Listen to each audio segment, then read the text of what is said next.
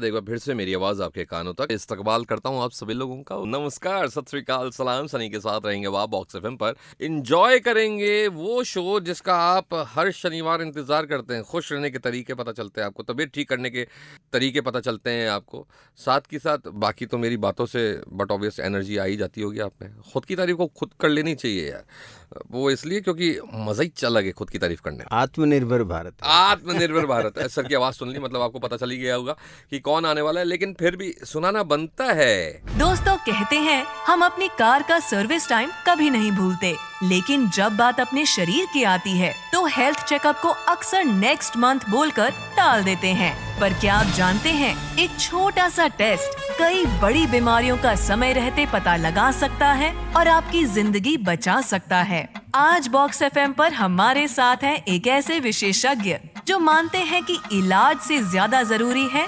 जागरूकता। डॉक्टर रामावतार शर्मा।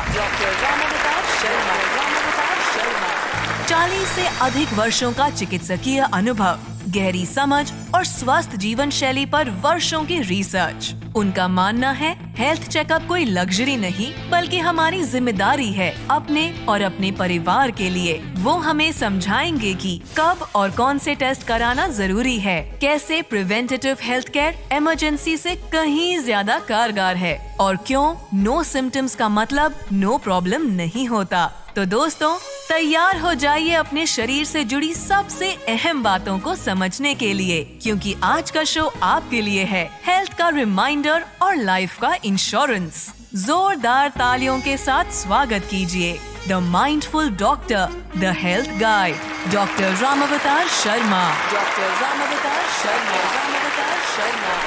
सिर्फ box FM पर। सर, इस शनिवार भी आपका स्वागत है बॉक्स एफएम के मंच पर। और सर, इतनी सारी बातें सुनने के बाद मेरे जहन में पहला सवाल ये आया है कि आपको नहीं लगता, आपको तो खैर पता ही है सब, हम तो आपके सामने अदना है, कि खुश रहने का, अगर आपकी तबीयत ठीक रखनी है आप खुश रहिए।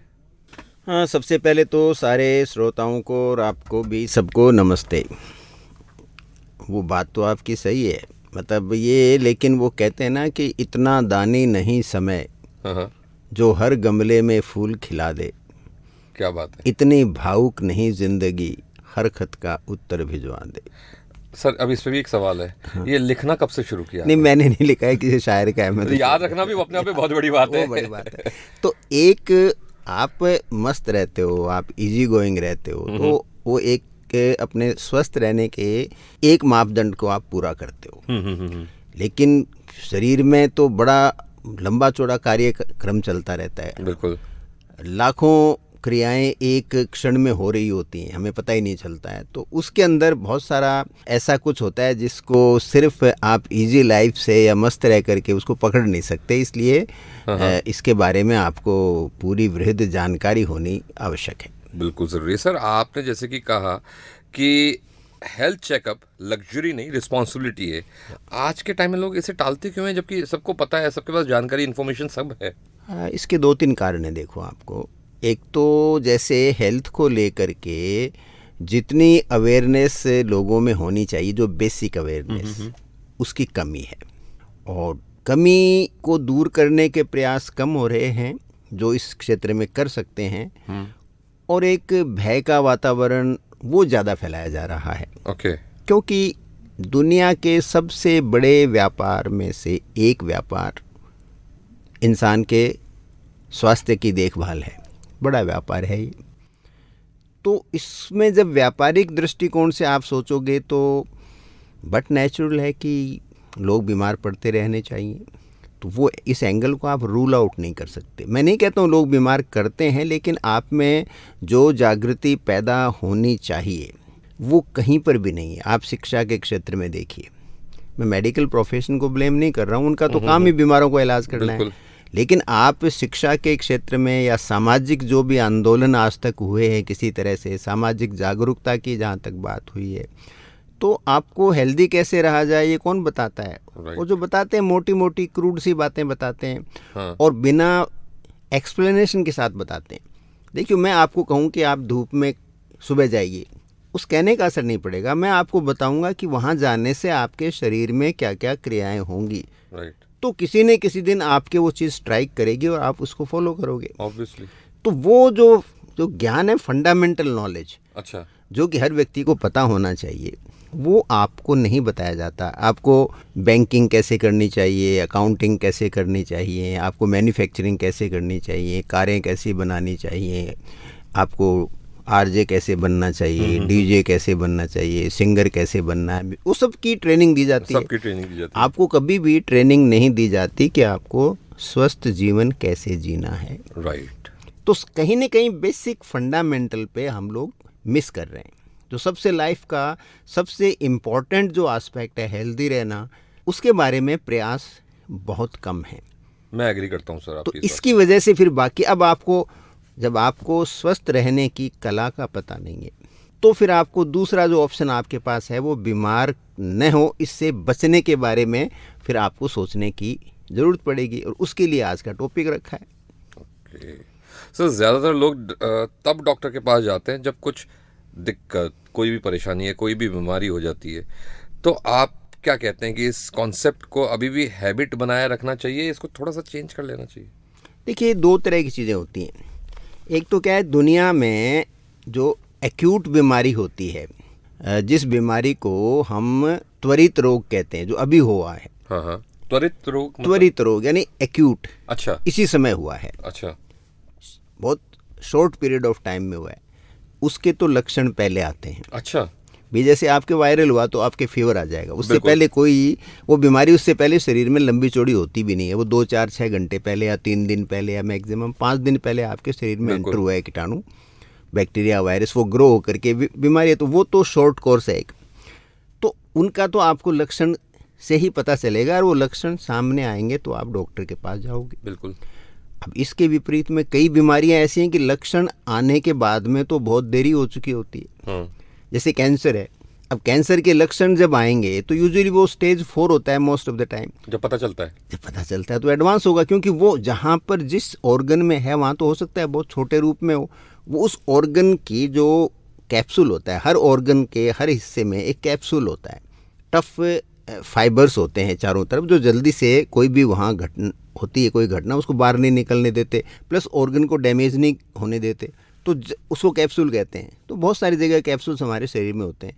तो जब तक कैप्सूल के अंदर वो बीमारी है तो आपको पता नहीं चलेगा। जब वो कैप्सूल ब्रीच होगा, वो टूट जाएगा, बीमारी एक अंग से दूसरे अंग में जाएगी, तब लक्षण पैदा होंगे, या इतनी बड़ी हो जाएगी कि वो उस अंग के कार्य में बड़ी व्याधा डाले, तो आपको पता चलेगा। तो वो तो फिर एडवांस स्टेज हो गई। तो वहाँ पर आपको कुछ जांचों की आवश्यकता है। ऐसे डायबिटीज़ है, अब ब्लड प्रेशर है, आप नहीं चेक करवाओगे तो आपको कैसे पता चलेगा? क्योंकि बॉर्डर लाइन तो होता है ना, सिम्टम आएंगे तो पहला सिम्टम क्या है? ब्लड प्रेशर का पहला सिम्टम तो कॉम्प्लिकेशन है ना, अपने आप तो कोई सिम्टम है नहीं। Exactly. उसमें कोई जटिलता कोई दूसरे अंग को प्रभावित कर देगा। आँख की रोशनी अचानक कम हो जाएगी या चली जाएगी, हाँ। ब्रेन के अंदर कोई स्ट्रोक आ जाएगा, हार्ट अटैक आ जाएगा। तो इस तरह के जब लक्षण होंगे, किडनी है वो डैमेज हो जाएगा, तो उसके लक्षण आएंगे तो एडवांस स्टेज हो गई। तो इसलिए जागरूकता ज़रूरी है, और समय के साथ इन्वेस्टिगेशन आपको, क्योंकि फैसिलिटी मिली है, साइंस एडवांस हुई है, वो जांच आपको करवानी भी चाहिए। लेकिन उसके बारे में बहुत उसके एक सकारात्मक पक्ष भी हैं और बहुत सारे नकारात्मक पक्ष भी हैं। तो वहाँ आपको जागरूकता है, खाली रूटीन में आप जांच करा लोगे, उससे पार पड़ने वाली है नहीं। जांचों को एनालिस कैसे किया जाए, वो डिपेंड, उनका विश्लेषण कौन कर रहा है, सिर्फ अब बोल्ड अक्षर देख करके हम नहीं ड्रॉ कर सकते। एग्जैक्टली। इसलिए हर जांच के नीचे लिखा होता है कोरिलेट क्लिनिकली, हाँ। यानी क्लिनिकली कोई जो डॉक्टर होगा अनुभवी, वो यदि उसको एनालाइज करेगा, अरे खुद व्यक्ति करता है, या चैट जीपीटी के थ्रू आप एनालाइज करते हो, या कोई भी एआई टूल से करते हो, उसमें एक व्यक्ति जिसके पास अपना अनुभव है, जिसको प्रॉपर नॉलेज है, एक वो एनालाइज करेगा, उसमें रात दिन का फ़र्क होता है। ओके। तो इसलिए उपयोगिता है, जांचों की अच्छी खासी उपयोगिता है, लेकिन आप इसका उपयोग कैसे करो, ये इसको फंडामेंटल आपको पता होना चाहिए। राइट।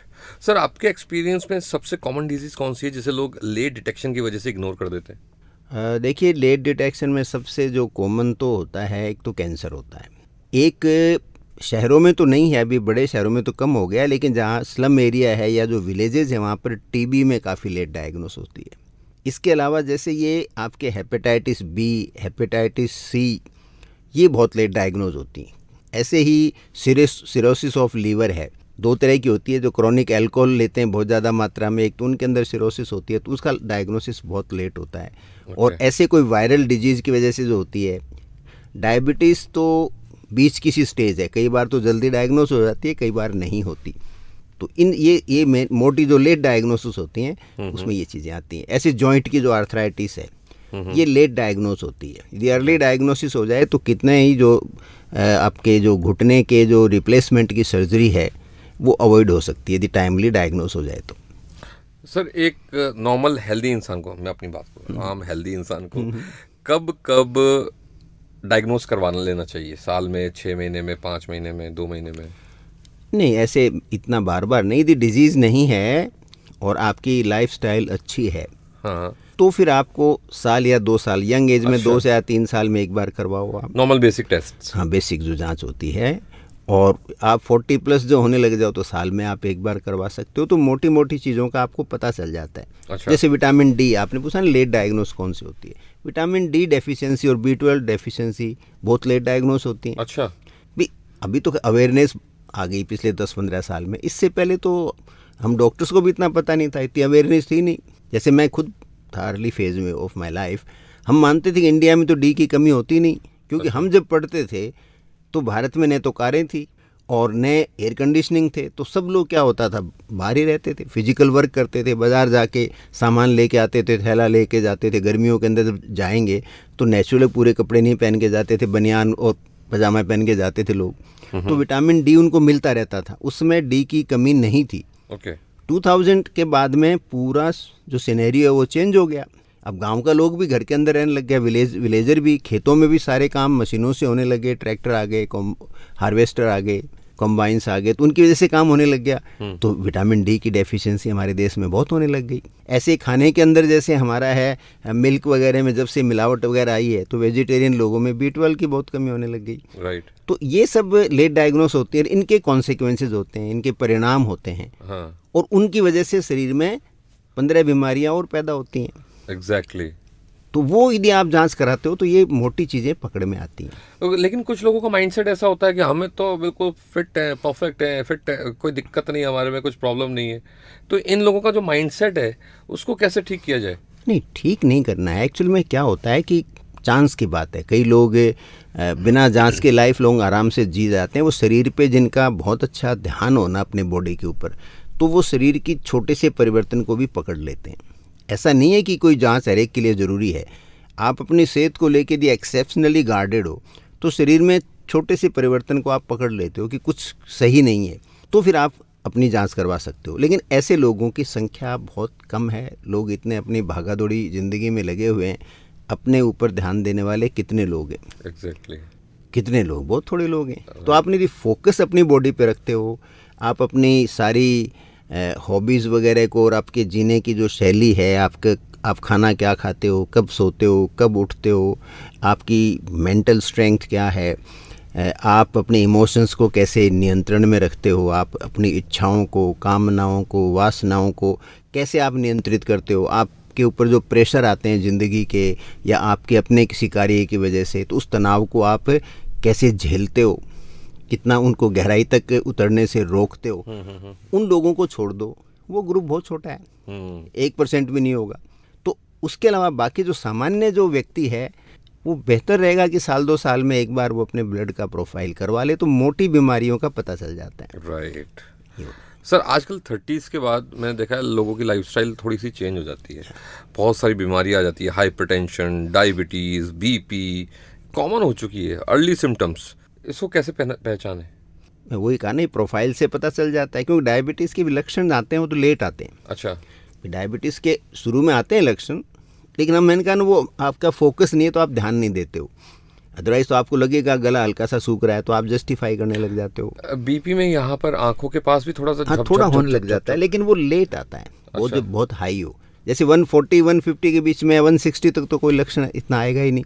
खाली आपको बहुत ज़्यादा वर्क करोगे या कोई प्रेशर में रहे तो आपको हल्का सा सर भारीपन रहेगा, तो आप सोचोगे वर्क प्रेशर की वजह से सिर दर्द हो रहा है मेरे, या लंबी ड्राइव करके आया हूँ तो मेरे सिर दर्द है।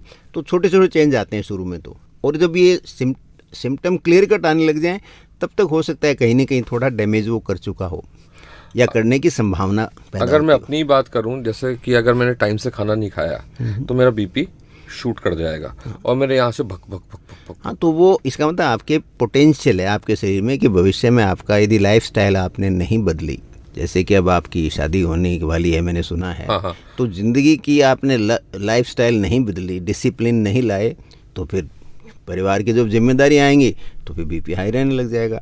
तो आपको अपनी लाइफस्टाइल है वो अभी से बदल देने का प्रयास करते रहना चाहिए। डरा दिया। प्रिवेंटिव हेल्थ केयर में सबसे बड़ी चैलेंज अवेयरनेस की क्या है, क्या मतलब अफोर्डेबिलिटी क्या है उस चीज़ की? नहीं, देखिए होता क्या है कि ये जो हम पहले तो प्रिवेंटिव मेडिसिन की बात करें तो प्रिवेंटिव मेडिसिन तो सबसे सस्ता है इस धरती पे, लेकिन होता क्या है कि हम सस्ता काम हमें पसंद नहीं है। मेरा व्यक्तिगत अनुभव है, यदि आपके पास कोई रोगी आता है, बीमारी क्रिस्टल क्लियर आपने पकड़ ली कि this is the thing beyond doubt, आपको डाउट भी नहीं है, आपने फिर उसकी नेचुरल एक बीमारी है तो उसकी दवा जो है ना यूजुअली 1 या 2 ही होती है, चाहे कितनी बड़ी बीमारी हो, 1 या 2। जैसे निमोनिया है तो बेसिकली निमोनिया के अगेंस्ट तो यदि आपने इफेक्टिव एंटीबायोटिक दे दी तो वो ठीक हो जाएगा, आपको 10 दवा लिखने की जरूरत नहीं है। राइट।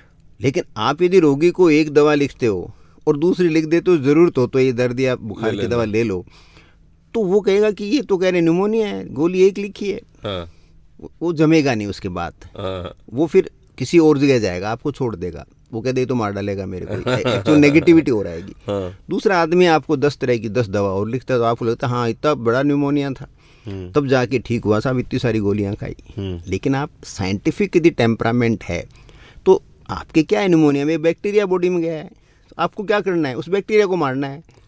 तो बैक्टीरिया यदि मर गया तो बाकी सिम्टम तो अपने आप ही ठीक हो जाएंगे, हर सिम्टम की दवा लेने की जरूरत थोड़ी है आपको। लेकिन वो समझ समाज में विकसित होती नहीं है, इसलिए वो क्या हो गया है कि एक ढर्रा चल गया।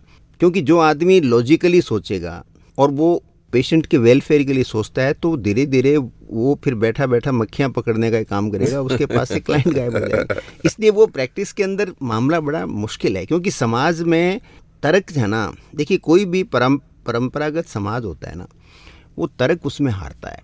राइट। और उसके अंदर भावनाएं हैं, परंपराएं हैं, वो ज़्यादा महत्व रखने लग जाती हैं, 10 तरह के लोग इंटरफेयर करने लग जाते हैं। दूसरा, हमारे यहाँ कभी काउंसलिंग की हमारे यहाँ रही नहीं, यहाँ आदेश देते हैं। काउंसलर भी यहाँ होगा तो आदेश देगा, ऐसे नहीं ऐसे करो, ऐसे नहीं ऐसे करो। शिक्षा यानी सब आप पे गुरुत्व झाड़ेंगे और आपको आदत हो गई है कि आप वही सुनना चाहते हो।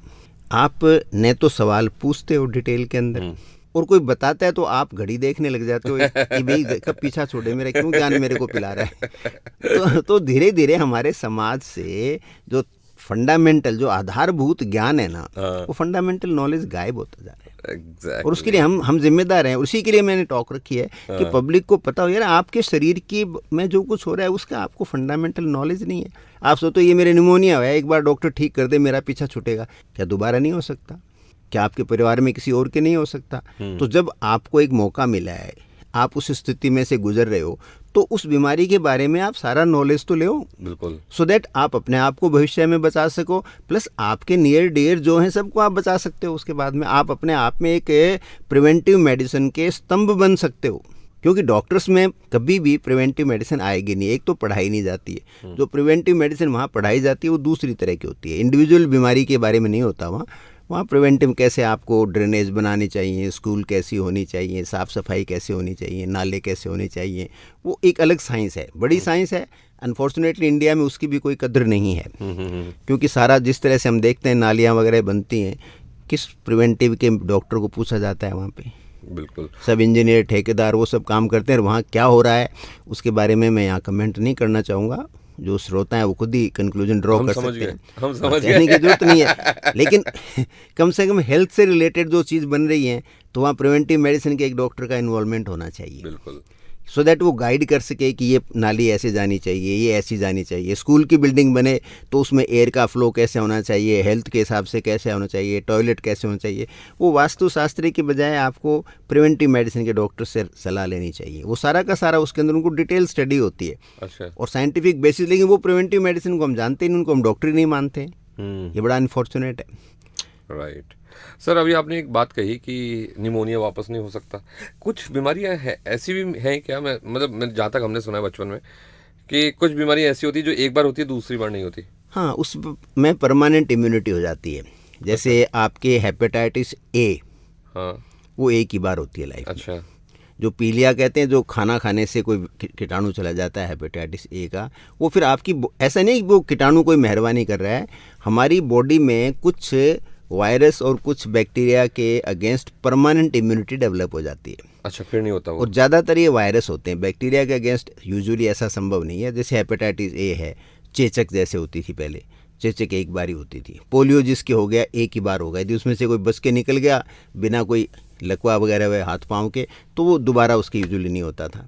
तो इस तरह से गिनी चुनी बीमारियां हैं, होती एक ही बार हैं वो, लेकिन घातक होती हैं ज़्यादातर, या कई बहुत तकलीफ वाली होती हैं। होती ज़रूर है। हाँ, लेकिन वो एक ही बार होंगी, लेकिन सारी बीमारियां दोबारा नहीं होंगी ऐसा नहीं है। ये बहुत छोटा सा ग्रुप है जो कि यदि एक बार हो गया तो लाइफ लॉन्ग इम्यूनिटी डेवलप हो जाती है आपकी बॉडी में। ओके। उनका इस तरह के उनका जो डीएनए इस तरह का होता है, जो वायरस होता है वो इस तरह का होता है कि उसका हमारी बॉडी से अलाइनमेंट होता है कि परमानेंट इम्यूनिटी डेवलप हो जाती है। वो रॉयल चैलेंजर्स बेंगलुरु एक बार ही जीतेगी, बार बार नहीं हाँ, नहीं जीतेगी। जीते। सर, आपने 40 साल से ज़्यादा टाइम मेडिकल फील्ड में बिताया है। टेक्नोलॉजी और डायग्नोस्टिक्स में सबसे बड़ा पॉजिटिव चेंज क्या देखा आपने? देखिए, पॉजिटिव तो ये देखा कि यदि आपने सोच समझ के डायग्नोस्टिक्स का डॉक्टर्स ने यूज़ किया, खास करके डॉक्टर्स ने, तो बहुत सारी बीमारियां पकड़ में आती हैं। और उसमें सबसे बड़ा एडवांसमेंट जो मैंने देखा वो है अर्ली कैंसर डिटेक्शन के अंदर। अनफॉर्चुनेटली उनकी जांचें बहुत महंगी हैं, इसलिए भारत में इसका फ़ायदा नहीं हो रहा इतना जितना होना चाहिए। अच्छा। क्योंकि कोई भी जांच 5,000, 6,000, 8,000 इस तरह के रेंज में आती है एक जांच, तो यहाँ के हर आदमी उसको करवा नहीं सकता। अदरवाइज़ उस फील्ड के अंदर और बड़ा डेवलपमेंट हुआ है कि आपको बहुत अर्ली स्टेज पे आप कैंसर को पकड़ सकते हो उन बीमारियों से, बड़ी जांच के अलावा। इसके अलावा जैसे आजकल आया लिक्विड बायोप्सी आई है कैंसर डायग्नोस में, यानी ब्लड के थ्रू, ब्लड में जो कैंसर सेल के और जो उनका जो डीएनए होता है उसके फ्रैगमेंट्स, उसके छोटे छोटे टुकड़े आपके ब्लड में घूमते हैं, उनको आप कैच कर सकते हो। तो आपको रियल कैंसर को पंक्चर करने की, उससे जो बीमारी फैलने की संभावना है उसको रूल आउट कर सकते हैं। इसको कहते हैं लिक्विड बायोप्सी। ओके। इसके अलावा जो एंडोस्कोपी आपकी आई है, इसके अलावा जैसे सोनोग्राफी है, सीटी स्कैन और ख़ास करके एमआरआई जिसके साइड इफ़ेक्ट बहुत कम है। सीटी स्कैन में तो फिर भी मान लो रेडिएशन होता है, एमआरआई में तो रेडिएशन भी बॉडी में नहीं जाता। जो पीईटी स्कैन आया है, जैसे कैंसर के अंदर हुआ, स्प्रेड हुआ कि नहीं, कौन सी स्टेज में, तो ये मैसिव डेवलपमेंट है और इससे करोड़ों लोगों को जीवन मिला है। इसको आप मना नहीं कर सकते। ये एक बड़ा पॉजिटिव आस्पेक्ट है डायग्नोस्टिक्स का। नेगेटिव आस्पेक्ट क्या है? देखिए, जम के मिसयूज़ होता है। एक आदमी ने एक आज जांच कराई, सीबीसी आज कराई, उसके प्रॉब्लम, उसके सिर में दर्द है, अगले दिन वो दूसरे डॉक्टर के पास जाता है, वो दोबारा सीबीसी रिपीट कर देगा। 10 दिन बाद में उसके नहीं ठीक हुआ, वो चौथी जगह जाता है, वो फिर करा देगा सीबीसी। अरे भैया, इसकी प्रॉब्लम है ही नहीं। आप कहीं भी देखो, एक प्रोफाइल सा बना है, ये जांच तो भाई फटफट भी तो करवा ही लो। अरे तो करवा रखी है 3 दिन पहले, सोनोग्राफी करा के गया है, उसके पेट में स्टोन आया है, वो दूसरे डॉक्टर के पास जाता है या ऑपरेशन करवाने जाता है, वो कहता है नहीं आप दोबारा सोनोग्राफी कराओ, मैं तो दोबारा देखूंगा। भाई, एक आपके पास प्रूफ है, सामने वाला अच्छी डायग्नोस्टिक सेंटर, अब आप क्या देखना चाहते हो दोबारा? नहीं मैं तो खुद देखूंगा। तो वो फिर वहाँ जाके एक फाइनेंशियल बर्डन जो है वो रोगी पे बड़ा पड़ता है। प्लस हर जांच के साथ आपके मानसिक ट्रॉमा होती है, इसको हम डिनाई नहीं कर सकते। आपका जब भी ब्लड सैंपल आप दोगे, रिपोर्ट क्या आएगी तब तक आपके भय रहता है। फिर रिपोर्ट में यदि वो बोल्ड अक्षर में कुछ लिखा होता है और ब्लैक या रेड अक्षर में लिखा होता है, या जो ग्रीन से वो आपको मार्कर लगा के बताया होता है, तो देखते ही आपके धक धक होती है जब तक आप अच्छी तरह से समझ नहीं लो। और समझ लो फिर भी उनको देख करके आपके दिमाग में कोई ना कोई चीज़ें घूमती रहती हैं, यार डॉक्टर ने बताया तो है लेकिन फिर भी गड़बड़ तो है। चाहे वो महत्वहीन हो, वो चीज़ें इंपॉर्टेंट नहीं हो, तो वो एक जो आप पे प्रेशर आता है और फिर उसको लेके आप दोबारा जब तक वो आपको ठीक नहीं कर लो आप, तो आप उसके पीछे लगे रहते हो। तो तो आपका फाइनेंशियल भी लॉस होता है, आपकी बॉडी के अंदर स्ट्रेस पैदा होता है, और स्ट्रेस से 10 तरह का इन्फ्लेमेशन होता है, इन्फ्लेमेशन से कोई न कोई जो बीमारी नहीं थी वो भी एक्टिवेट हो सकती है। बिल्कुल सर, डॉक्टर और पेशेंट के बीच ट्रस्ट बिल्ड करना आजकल मुश्किल होता जा रहा है। क्या रेगुलर हेल्थ चेकअप इस ट्रस्ट को मजबूत करता है या बीच में रखता है? नहीं, जांच का तो कोई रोल नहीं है। देखिए, ट्रस्ट का तो पूरी दुनिया में अभाव हो गया है। देखिए, कहीं पर भी जाओ, किसी भी फील्ड में, आप डॉक्टर्स को सिंगल आउट नहीं कर सकते। विश्वास कहाँ रहा है बताइए आप। सही बात है। आज मैं आया था तो एक वो मैं न्यूज़ पढ़ रहा था थोड़ी सी, एक इंजीनियर है, उसके पास 36 तो कॉटेज हैं। अच्छा। 2.5 किलो सोना, 5.5 किलो उसके पास चांदी, और कितने रुपए, कितनी लग्जरी कारें, कितने 3-4 मकान, कहाँ से आए? तो ट्रस्ट कहाँ है? ट्रस्ट बना के तो लिया उसने। एक बड़े डॉक्टर हैं, अभी पकड़े गए रिश्वत के मामले का। हाँ, जयपुर में। हाँ, जहाँ मतलब पकड़े गए। अब सवाल उठता है, उनको गिल्ट भी नहीं है, लोग उनके सपोर्ट में भी खड़े हैं। हाँ। तो मेरा जो कहने का मतलब है, ट्रस्ट तो एक पूरे समाज के अंदर फैली हुई चीज़ होती है। जब समाज पैसे को व्यक्ति के त्याग से बड़ा महत्व देगा तो उस समाज में ट्रस्ट की आप बात मत कीजिए। चीड़ वन में आंधियों की बात मत कर, दुष्यंत कुमार ने कहा है ये। अच्छा, ये याद है आपको? लेकिन चीड़ वन में आंधियों की बात मत कर, इन दरख्तों के बहुत नाजुक तने हैं। क्या बात है। तो यहाँ इस बारे में हम बात नहीं, हमारा समाज, हम बेसिकली हम सब लोग हैं ना, अपॉर्चुनिटी मिलते ही हम लोग भ्रष्ट होने को तैयार खड़े हैं। जो बड़े से बड़ी बातें करता है वो ही तैयार खड़ा है। देख लो आप, हर पोजीशन में देखो आप, लड़का कितना मेहनत करके IAS IPS बनता है, उसके बाद में उससे क्या करवाया जाता है।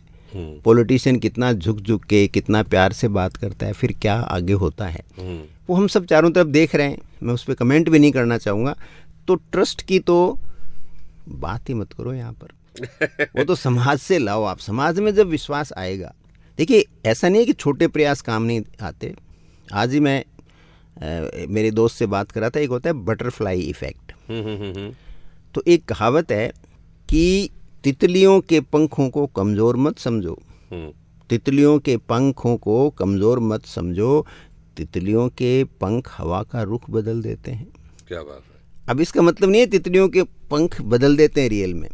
ये कहावत बनी है एक तरह की, एक मुहावरा टाइप चीज़ बनी है कि छोटे छोटे आपके जो प्रयास होते हैं, यदि वो लगातार होते रहें और बड़े स्तर पे होते रहें तो बड़ा परिवर्तन आ सकता है। राइट। तो आज जैसे हम करप्शन पे बोले, हमने आवाज़ उठाई, हमारे श्रोता सुनेंगे, वो 5 जगह और कहेंगे कि ये साहब गड़बड़ है, हमारे नहीं होना चाहिए। कम से कम महिमा मंडित तो मत करो। जो भ्रष्ट लोग हैं उनको गाली मत दो, उनको अपमानित मत करो, उनको बड़ा तो मन मानो कि भाई साहब ने बड़ा पैसा बनाया जी, भाई साहब वहाँ साहब थे, ITO थे साहब, जमा के पैसे बनाए साहब, उन्होंने पुलिस के अधिकारी थे साहब, क्या कमी है इनके पास। ये महिमा मंडल तो मत करो। राइट। जिस दिन आपने ये करना बंद कर दिया तो पहला परिवर्तन शुरू होगा। बिल्कुल सही बात है सर। नो सिम्टम्स का मतलब नो प्रॉब्लम नहीं। इस लाइन के पीछे का सबसे बड़ा लर्निंग है जो आप लोगों तक पहुंचाना चाहते हैं, क्या लर्निंग है वो? देखिए, मैं जो बीमारियां मैंने कहा ना, जो एक्यूट डिजीज होते हैं, जो तुरंत प्रभाव से प्रारंभ होते हैं, उनके तो सिम्टम होते हैं। हाँ। और जो क्रॉनिक होती हैं, जो दीर्घकालिक बीमारियां होती हैं, जो लंबे समय से आती हैं, उनके लक्षण होते नहीं हैं। अच्छा। जैसे एल्जाइमर डिजीज है, एक उदाहरण के रूप में लेता हूँ मैं, अल्जाइमर, जिसमें आप सब कुछ भूल जाते हो, बिल्कुल भावना शून्य हो जाते हो, और आप अंदर से समझते हो लेकिन आप न तो बोलने के शब्द हैं, न आपके पास अभिव्यक्ति है। ये बड़ी त्रासदी होती है कि आप सब जान रहे हो, समझ रहे हो, लेकिन बोल नहीं सकते, शब्द ही नहीं है आपके पास। अपने भावना का फेस पे भी आप एक्सप्रेस नहीं कर सकते किसी भी तरह का। अब वो शुरू होता है कोई जब आप 20-25 साल के हैं, तब से उसकी प्रोसेस शुरू होती है, और 65 के आसपास बीमारी प्रकट होती है। तो आपका सीनियर सिटीजन का पूरा पीरियड, और फिर उसके पीछे पूरे परिवार पे उस पे आने वाला इम्पैक्ट एंड फाइनेंशियल कॉस्ट। ऐसे ही कैंसर है, हमारे शरीर में हर महीने कम से कम 10,000 माइक्रो कैंसर हमारी बॉडी में डेवलप होते हैं। हाँ, आपने बता चुके हैं। हर महीने होती हैं, और इम्यूनिटी कम होती है, अचानक प्रकट हो जाता है। तो इसलिए आपको इसका ध्यान रखना होता है। इसके कोई सिम्टम नहीं होते, तो कोई सिम्टम नहीं है तो मतलब नहीं है मेरे शरीर में कैंसर नहीं सही है। बात हमें ये मानना पड़ेगा कि मेरे शरीर में हर समय कैंसर मौजूद है और है। अब मुझे अपने हेल्थ को, अपनी इम्यूनिटी को ऐसे बना के रखना है कि इसकी कोशिकाओं को मेरा शरीर नष्ट कर सके। तो इसलिए नो सिम्टम है, नो डिजीज़, वो एक भ्रम की स्थिति है, वो सत्य नहीं है। आपके शरीर में बहुत कुछ बड़ी चीज़ घट रही है, आपको पता नहीं है। अब उसको करने का आप ही के पास जो ऑप्शन बचता है, ऐसे नहीं कि इस स्टेटमेंट से आप पैनिक कर जाओ। आपके पास एक चीज़ बची है, आप अपने इम्यूनिटी को, स्ट्रॉन्ग ये जो पैरामीटर्स हैं वो अच्छे रखो। मैं एक बार फिर पैरामीटर्स रिपीट कर देता हूँ। सूरज में जाओ, सूरज के प्रकाश में दिन में 1-आधा घंटा ज़रूर रहो, किसी भी टाइम रहो। आप समय पे खाना खाओ, समय पर सो, चीज़ों के पीछे भागना बंद कर दो। कोई मान अपमान सम्मान सबसे ज़रा अलग हट जाओ। और जैसे वो एक बड़ी फेमस से एक गीत है, लता जी ने गाया है, मन रे तू काहे ना धीरे धरे, ठीक है ना। तो वो गीत का आप फिलोसॉफी आपने देखी है उसकी। उतना ही उपकार समझ कोई जितना साथ निभा दे, जन्म मरण का साथ है सपना, सब सपना बिसरा दे, कोई न संग मरे, मन रे तू काहे ना धीरे धरे। क्या बात है। तो आपको डिटैचमेंट, एक कंट्रोल डिटैचमेंट आपको अपने लोगों से भी होना चाहिए, चाहे आपका संतान हो, आपका पति हो, पत्नी हो, परिवार हो, मित्र हो।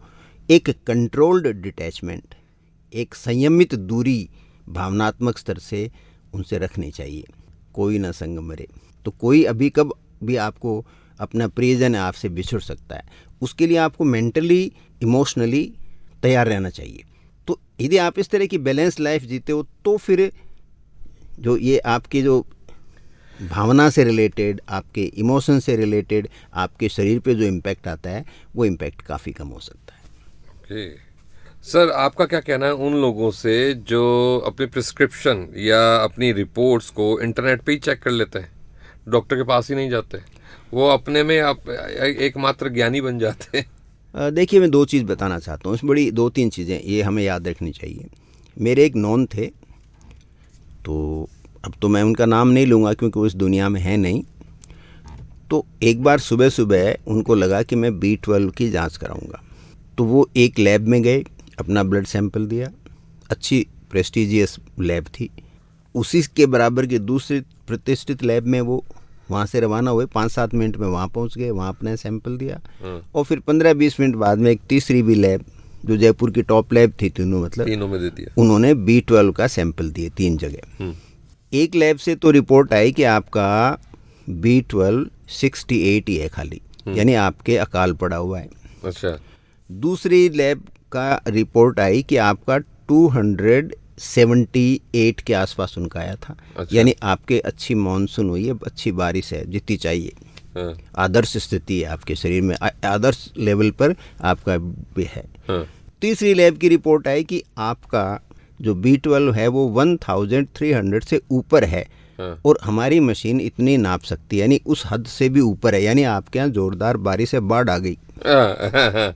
अब वो मेरे पास आया कि मैं क्या करूं, हाँ। इस रिपोर्ट का क्या मतलब। हाँ। अब ऐसी रिपोर्ट आती है।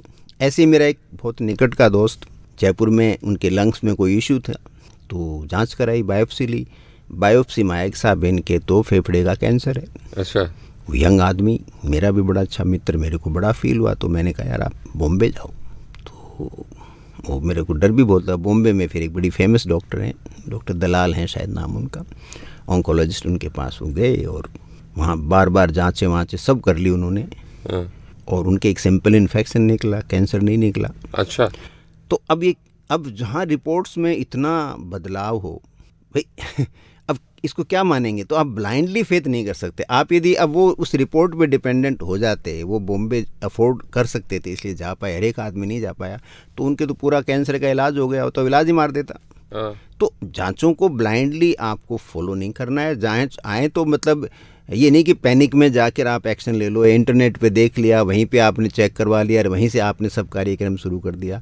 मैंने कितनी ही गलत रिपोर्ट देखी हैं, थायराइड को लेके, यूरिक एसिड को लेकर के इतने वेरिएशंस आते हैं। कितने लोग मेरी समझ में थायराइड का इलाज ले रहे हैं जिनके मैं मानता हूँ कि थायराइड का कोई भी लक्षण नहीं है, खाली TSH थोड़ा बढ़ जाता है। वो 3 लैब में कराओगे तो आप देखना 3 तरह की रिपोर्ट आती हैं। तो ये मतलब आप इट्स नॉट परफेक्ट, मैं कहूँगा जांच कराओ, 2-3 साल में एक बार करवा लो, लेकिन उनको ब्लाइंडली फॉलो मत करो, उसको एनालाइज करना बहुत ज़रूरी है, फिर उनको परस्यू करना ज़रूरी है। उसके लिए आपको एक एक्सपीरियंस्ड आपका कोई जो है ना चिकित्सक चाहिए जिसकी सलाह के अंडर गाइडेंस में आप करो, उसके अनुभव का फ़ायदा उठा करके पूरी डिटेल डिस्कस करके ही उस रिपोर्ट्स का फ़ायदा उठाओ, अदरवाइज तो आप पैनिक में अधमरे हो जाओगे। तो ये रिपोर्ट्स और EVM मशीन एक जैसी होगी? एक सी होगी। मतलब मैं ब्लाइंडली तो ट्रस्ट, मतलब ये दो उदाहरण मेरे मतलब व्यक्तिगत लाइफ में भी रिसेंटली हुए हैं। अच्छा। पिछले 5-7 सालों का ये मेरा एक्सपीरियंस है। इसके अलावा और बहुत सारे छोटे मोटे मैं क्या बताऊँ, लेकिन ये तो डायरेक्ट एक्सपीरियंस है। सर पैंडेमिक के बाद लोग हेल्थ के प्रति ज़्यादा कॉन्शियस तो हुए ही हैं, सब मैं भी बहुत ज़्यादा हो चुका हूँ, लेकिन फियर भी बढ़ गया है। आपको लगता है कि अवेयरनेस और एंजाइटी के बीच एक बैलेंस बना होना चाहिए, तो उसको किस तरीके से बनाया जाना आपको चाहिए? पहले तो मैं इस भ्रम को तोड़ना चाहता हूँ कि पैंडेमिक के बारे में लोग हेल्थ के लिए कॉन्शियस हो गए, वो ग्रुप बहुत छोटा है। अच्छा। बाकी आप देखिए चारों तरफ, आप पैंडेमिक से पहले पैंडेमिक के बाद में जो भारत में सिगरेट और शराब की कंपनियां हैं उनका शेयर प्राइस देख लीजिए, उनके प्रॉफिट देख लीजिए, उनकी सेल ग्रोथ, बिक्री की जो वृद्धि दर अच्छा बढ़ गई है। जो स्टॉक शराब की कंपनी का 400 में आता था वो 1500 में आ रहा है अभी, 2000 में आ रहा है अभी। ऐसे ही आप स्मोकिंग के उनके प्रॉफिट मार्जिन देखिए, प्रॉफिट लगातार बढ़ रहा है उनका, 10 से 15% मतलब एनुअल कंपाउंड ग्रोथ हो रही है प्रॉफिट्स की उनकी। इट मीन्स भारत के लोग ज़्यादा शराब पी रहे हैं, भारत के लोग ज़्यादा सिगरेट पी रहे हैं। आप जो ये फास्ट फूड वाली कंपनियां हैं उनके शेयर प्राइस देख लीजिए, उनके प्रॉफिट्स देख लीजिए, उनकी एनुअल ग्रोथ रेट देख लीजिए, सब बढ़ रही है। तो हेल्थ के लिए जागरूक कौन सा ग्रुप हो रहा है? बहुत छोटा सा ग्रुप है। प्लस आप थोड़ा सोशल मीडिया में जाते हो तो जिस तरह से लोगों के अंदर हिंसा के कमेंट हैं, नफ़रत के भरे हुए, घृणाओं से भरे हुए हैं, जातीय और धार्मिक डिवीज़न को लेके जो भद्दे गालियाँ और कमेंट दे रहे हैं। आप टीवी की डिबेट देख लीजिए, कैसी गाली गलौच वहाँ चलती है, कैसी मार पीटने की हालत वहाँ चलती है। तो ये यदि सब कुछ है तो लोग जागरूक कैसे हो गए? जागरूक ये सारे तो हेल्थ को नेगेटिवली इम्पैक्ट कर रहे हैं आपके, इनमें कोई भी ऐसा नहीं है जो हेल्थ सुधारे। इसलिए आप इस भ्रम से बाहर निकलिए कि मेजॉरिटी तो गड़बड़ में चली गई है, खाली एक छोटा सा ग्रुप है जो डेडिकेटेड हुआ है, जो क्वालिटी ऑफ लाइफ जीना चाहता है, सिर्फ उसी ग्रुप में सुधार हुआ है, बाकी भ्रम की स्थिति है। सही बात कही आपने। सर आपने अपनी जर्नी में काउंटलेस पेशेंट्स देखे होंगे जिसमें से एक मैं भी था। कोई ऐसा केस शेयर करेंगे जहां अर्ली डायग्नोसिस ने पेशेंट की लाइफ ही चेंज कर दी हो? कितने ही मैंने अपने यहाँ टॉक भी कराई थी एक, उनका जैसे मेरे पास आए थे तो उनके ब्रेस्ट के अंदर छोटा सा लंप सा था, बहुत अर्ली। तो उन्होंने मेरे को वैसे ही बताया कि ऐसे दिखाने तो कोई और आए थे, तो मैंने कहा आप तुरंत अभी जाके इसकी है ना मेमोग्राम कराओ आप तुरंत ही। अच्छा। तो सी वाज रिलेक्टेंट थी, थोड़ी सी तो डर लगता ही सबको, लेकिन 2 बार कहा तो वो काफ़ी एजुकेटेड लोग थे, वो करवाया, वो जांच हो गई एंड वो डिजीज़ है ना वो प्राइमरी स्टेज में क्योर हो गया। अच्छा। तो ऐसे केसेस तो बहुत हैं, एक नहीं हैं, कई हैं। तो ऐसे ही जैसे हार्ट से रिलेटेड कई केसेस हैं। और कई बार क्या होता है, आपको कई बार कुछ चीज़ आपसे डॉक्टर के नाते मिस भी होती है। और मिस क्यों होती है, जैसे मैं एक मेरा उदाहरण बताता हूँ, मेरे बहुत क्लोज नोन थे। हाँ। तो सुबह उन्होंने 7 बजे कहा कि मेरे ECG में कोई एबनॉर्मेलिटी आई है। अच्छा। तो मैंने कहा आप आ जाइए तुरंत। वो फिर आए, जब उन दिनों मैं सुबह क्लिनिक खोलता था 8:30 पे, मैं करीब 2 बजे तक लगातार काम करता था, तो वो 2 बजे तक भी नहीं आए। मैंने फ़ोन किया तो उन्होंने कहा कि ये कोई गृह प्रवेश की कोई पार्टी है। तो मैं वहाँ चला गया, तो अब आ रहा हूँ, रास्ते में हूँ। तो एक तो मैं उनके चक्कर में सुबह भूखे पेट गया, ब्रेकफास्ट भी नहीं किया, तो तब तक मेरी भूख से हालत ख़राब थी, थकान भी बहुत हो चुकी थी। दूसरा, आप इमेजिन करो कोई आदमी 7 बजे आने वाला है जिसके हार्ट का इशू मान रहे हैं, वो यदि 1, 1:30, 2, 2:30 बजे आता है, 2:45 बजे आता है, तो डॉक्टर को पहले ये लग जाए तो ठीक ही होगा। तो आपका जजमेंट, साउंड जजमेंट है ना, वो अलग हो जाता है। और फिर जब आए तो वो उन्होंने आते ही मतलब ये कहा कि ये तो रिपोर्ट्स मेरे पहले भी गड़बड़ आई हुई पुराने ECG में, और उनके BP वगैरह की दवाई लेते थे, उन्होंने छोड़ दी थी बिल्कुल। मैंने दवाई तो छोड़ रखी है, मैं तो बाबा जी की वो पुड़िया खा रहा हूँ, वो ऐसे। तो ध्यान सारा फोकस हो गया। सो आई मिस दैट केस। तो ऐसे कई बार क्या होता है कि आप डॉक्टर के पास किस समय जाते हो, कितनी फुर्ती से जाते हो, उसको किस तरह से आप अपने आप को प्रेजेंट करते हो, तो उस पर डायग्नोसिस बहुत कुछ डिपेंड करती है। अब ब्लेम तो देखो सारा डॉक्टर पे भी आता है, उसके ब्लॉट लगता है कि साहब उसने मिस कर दिया, वो तो उसको ज़िंदगी भर झेलना पड़ता है, वो अपने आप में एक अलग चीज़ है, वो अलग चीज़ है। लेकिन हुआ क्या भी, आप ज़िंदगी में सदा याद रखो, आप एक थके हुए डॉक्टर को फोर्स मत करो कि वो आपको एग्जामिन करे। सही बात है। आप बहुत भीड़ वाले डॉक्टर के पास जाकर के लंबा कुछ गेन नहीं कर सकते, चाहे वो कितना ही कॉम्पिटेंट हो, क्योंकि वो उसके पास टाइम नहीं हो, आपको 1-1, 2-2 मिनट का टाइम दे पाएगा। तो उसकी वजह से डायग्नोसिस मिस होने के बहुत चांस हैं। तो सिंपल बीमारियां हैं वो तो चले जाओ आप, लेकिन आपको लगता है कुछ ठीक नहीं है, तो फिर वहाँ आप जाने के बजाय आप दूसरे के पास जाओ जिसके पास 10 मिनट देने को आपको समय हो। तो ये सब लाइफ की चीज़ें होती हैं। Sir, young generation fitness apps और डाइट ट्रेंड्स फॉलो तो करती है, लेकिन रूटीन चेकअप्स वो इग्नोर कर देती है। उनके लिए कोई मैसेज डांटते हुए? डांटना नहीं समझा के भी कहना होता है।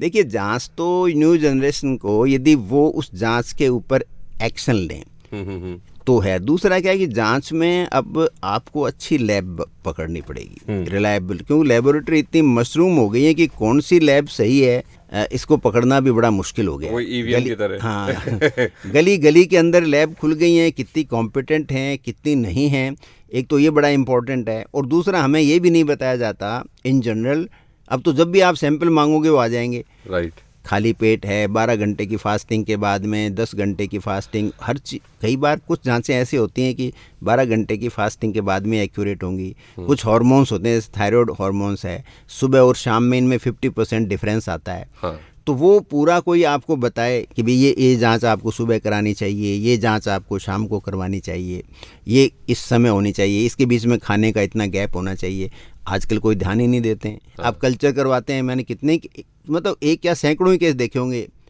जिसमें एंटीबायोटिक खा रहे हैं, कल्चर करवा रहे हैं। तो बॉडी में एंटीबायोटिक ऑलरेडी है, तो कल्चर का मतलब क्या है? जो फंडामेंटल है, जो आधारभूत है मेडिकल साइंस का, वो ये है कि कल्चर के लिए आपको प्रीवियस 72 आवर्स में कोई एंटीबायोटिक नहीं ली हुई होनी चाहिए। अब आजकल कहते हैं नहीं कोई फर्क नहीं पड़ता। ये क्या होता है कि ये फाइनेंशियल एस्पेक्ट आ गया, ये व्यापारिक पक्ष आ गया उसका। अदरवाइज फंडामेंटल थोड़ी चेंज होते हैं, आपने अब कोई दुनिया थोड़ी बदल गई। सही बात है। और मोटे तौर पे समझ में आ रहा है, भाई मैं हाथ गोली चला रहा हूँ AK-47 से, मैं कहता हूँ शांति बनाए रखो, शांति बनाए रखो, कैसे हो सकता है? कैसे शांति बनाएंगे? मैं गोली चला रहा हूँ। तो आपके बॉडी में तो एंटीबायोटिक है, तो बैक्टीरिया कैसे ग्रो होगा?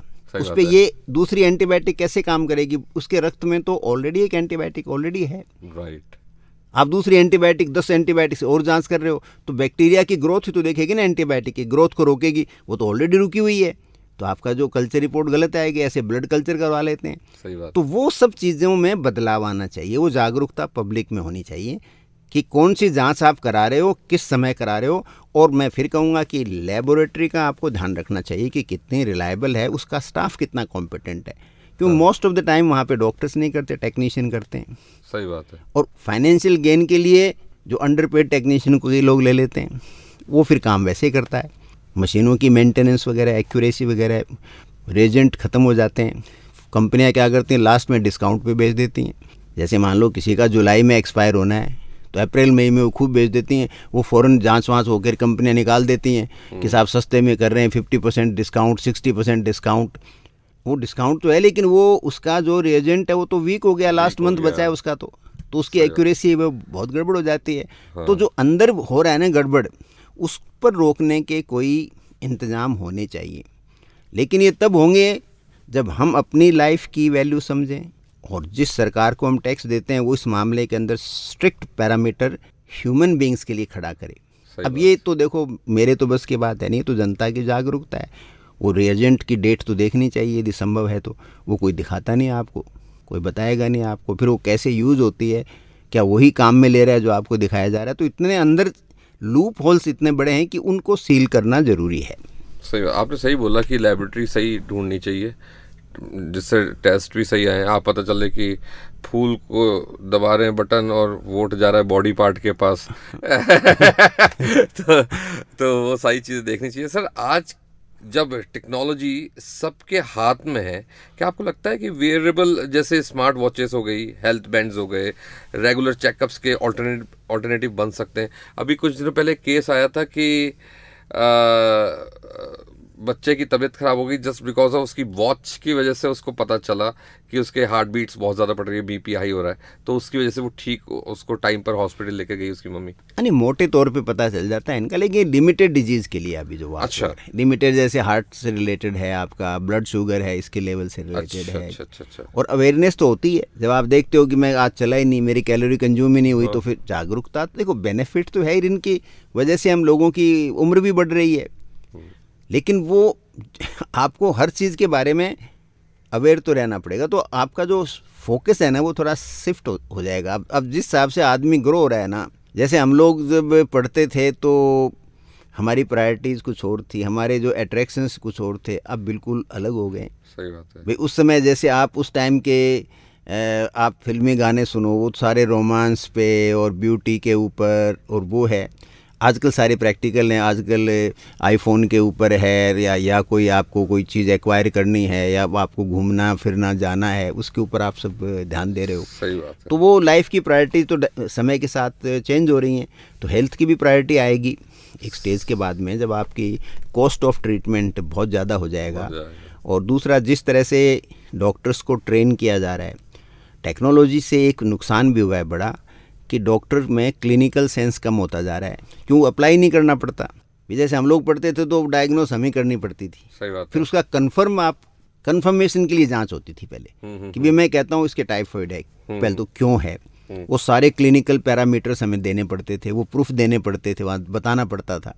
उसके बाद में कहा अब कंफर्म करते हैं, अब इसका विडाल टेस्ट कराओ, अब आपके फीवर आते हो लिख देता है ये विडाल कराओ, ये टीएलसी कराओ, टीएलसी कराओ, तो आप पहले करवाते हो जांच, तो क्लिनिकल सेंस तो खत्म हो गया आपका। सही बात है। तो धीरे धीरे इसका परिणाम क्या होगा कि एक्सपीरियंस डॉक्टर्स, जिनको बीमारी का फंडामेंटल पता हो, उनकी कमी होती जाएगी। सही बात। और तीसरा, जो मेडिकल कॉलेज जैसे खुल रहे हैं, उसमें न तो कोई अच्छी फैकल्टी है, न कोई अच्छे अटैच्ड हॉस्पिटल हैं वहाँ पर, न एक छोटे से अस्पताल से बेहतर वहाँ पे काम हो रहा है, तो वहाँ पर आप एक्सेप्शनली ब्रिलियंट प्रोफेशनल कैसे लाओगे? छोटी छोटी जो कॉलेज खुली हैं वहाँ पे आप जाके देखोगे तो आपको लगेगा कि यहाँ कोई पढ़ा हुआ आदमी और कैसे लोगों का इलाज करेगा। तो वो सब अच्छे से, जो पहले अच्छी रेपुटेड कॉलेज थी, वहाँ पर भी जो सीनियर डॉक्टर्स हैं वो तो क्लास ही नहीं लेते हैं, सालों साल बच्चों की क्लास ही नहीं लेते हैं, रेजिडेंट ही पढ़ा देते हैं, तो छात्र को पढ़ा रहा है। तो उस सब के जो परिणाम हैं वो सोसाइटी के सामने एक स्टेज के बाद में, आज नहीं तो 5-10 साल बाद में पता लगने लग जाएगा। सही बात। और इसका परिणाम अभी देख रहे हैं, आप जाओगे जो हैं वो जाते ही साहब ये 5,000 का तो पहले जांच करा के लाओ, तो हमें पता चलेगा। तो क्लिनिकल सेंस कम हो रहा है। मैं कोई डॉक्टर्स को क्रिटिसाइज नहीं कर रहा हूँ यहाँ, लॉस ऑफ क्लिनिकल सेंस फिर मेरे को दुख हो रहा है, क्योंकि क्लिनिकल सेंस ही तो आपका तजुर्बा है। जांचें तजुर्बा थोड़ी हैं, जांचें तो कंप्यूटर है, आप चैट जीपीटी पे पता कर लोगे, तजुर्बा चैट जीपीटी पे थोड़ी मिलेगा आपको। सही बात है। तजुर्बा इंटरनेट पे थोड़ी मिलेगा। सही बात। तो हम जो मानवीय जो गुण है, एक एक्सपीरियंस, अनुभव, तजुर्बा, उसको खो रहे हैं, तो उसको भी बचाने का प्रयास होना चाहिए। सही बात। सर फाइनली अगर आप अपने लिसनर्स को एक सिंपल मैसेज देना चाहें एक लाइन में, जो उन्होंने अपनी हेल्थ के प्रति जागरूक करे, वो क्या होगा? बस मेरा जो मेरा फोकस है वो तो है, देखिए आपके बस में है कि आप अपने जीवन शैली को बदलें, जो हेल्दी लाइफस्टाइल को अपनाएं। तो संभावना ये है कि आपको जीवन के पहले मतलब 7 दशक तक 70 साल तक तो आपको तकलीफ आएगी नहीं, आपकी जीवन शैली अच्छी है तो। हाँ। और उसके बाद में फिर जो भी है, आप जो प्रॉपर जांच होती हैं 1-2 साल में करवा लो, हेल्दी हो तो 2 साल में करा लो, टोटली हेल्दी हो बड़ा साल में एक बार करवा लो, और मोटी मोटी चीज़ों का पता रख के उनको आप करेक्ट कराओ।